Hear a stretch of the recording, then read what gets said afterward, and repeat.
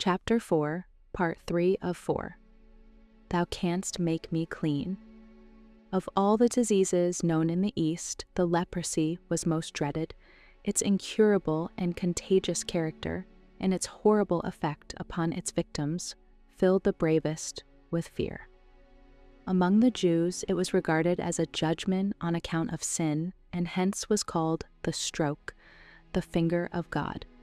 Deep-rooted, ineradicable, deadly, it was looked upon as a symbol of sin.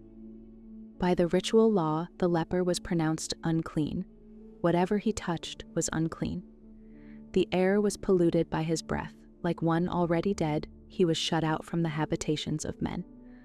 One who was suspected of having the disease must present himself to the priests, who were to examine and decide his case.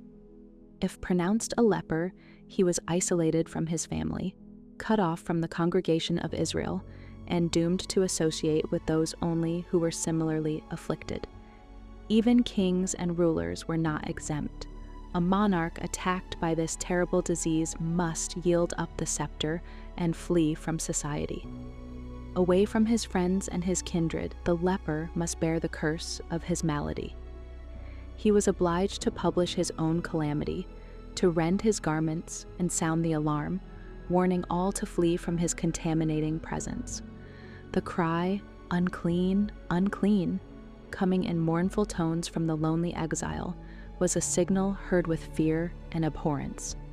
In the region of Christ's ministry were many of these sufferers, and as the news of his work reached them, there is one in whose heart faith begins to spring up. If he could go to Jesus, he might be healed. But how can he find Jesus? Doomed as he is to perpetual isolation, how can he present himself to the healer? And will Christ heal him? Will he not, like the Pharisees and even the physicians, pronounce a curse upon him and warn him to flee from the haunts of men? He thinks of all that has been told him of Jesus. Not one who has sought his help has been turned away. The wretched man determines to find the Savior. Though shut out from the cities, it may be that he can cross his path in some byway along the mountain roads, or find him as he is teaching outside the towns. The difficulties are great, but this is his only hope. Standing afar off, the leper catches a few words from the Savior's lips.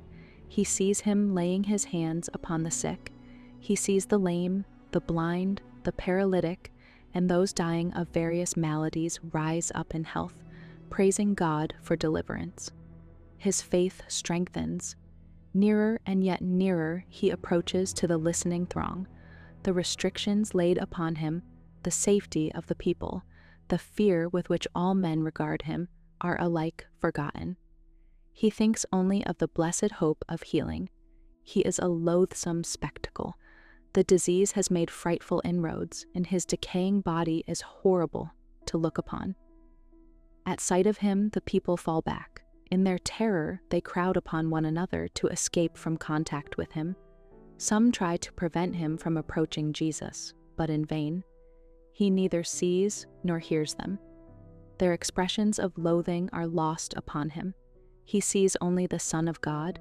He hears only the voice that speaks life to the dying.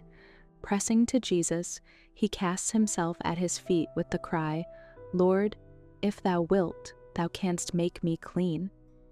Jesus replies, "I will, be thou clean," and lays his hand upon him. Matthew 8:2-3.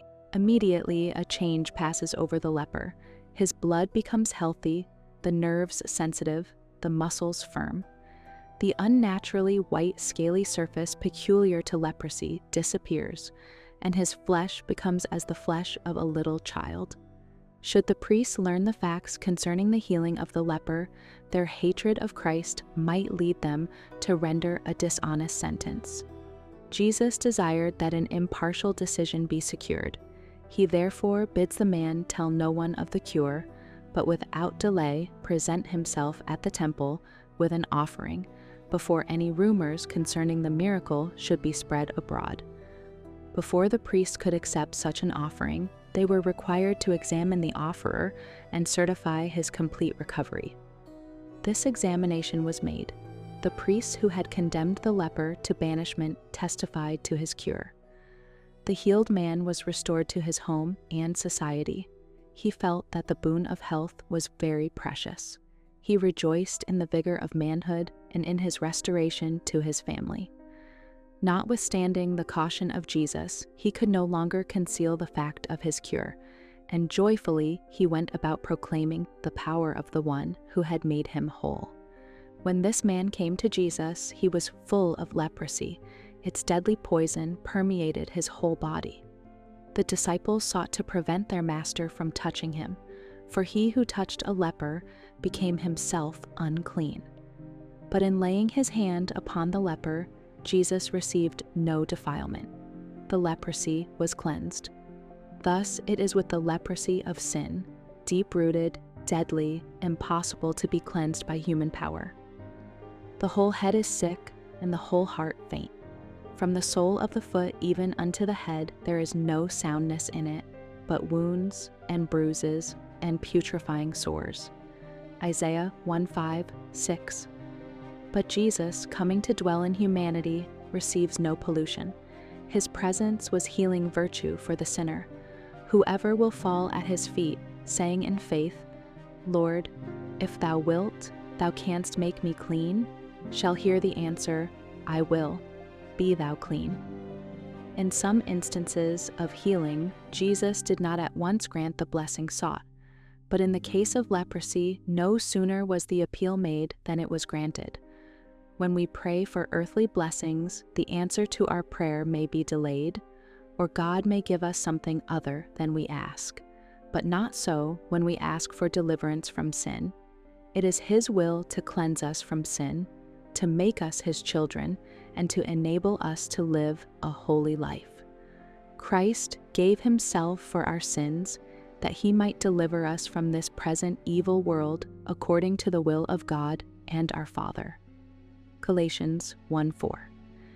And this is the confidence that we have in Him, that if we ask anything according to His will, He heareth us. And if we know that He hear us, whatsoever we ask, we know that we have the petitions that we desired of Him. 1 John 5:14-15. Jesus looked upon the distressed and heart-burdened, those whose hopes were blighted, and who with earthly joys were seeking to quiet the longing of the soul, and He invited all to find rest in Him. If you're able to, please like and subscribe so this message can reach someone else today. Thanks for watching. Stay tuned for the next part.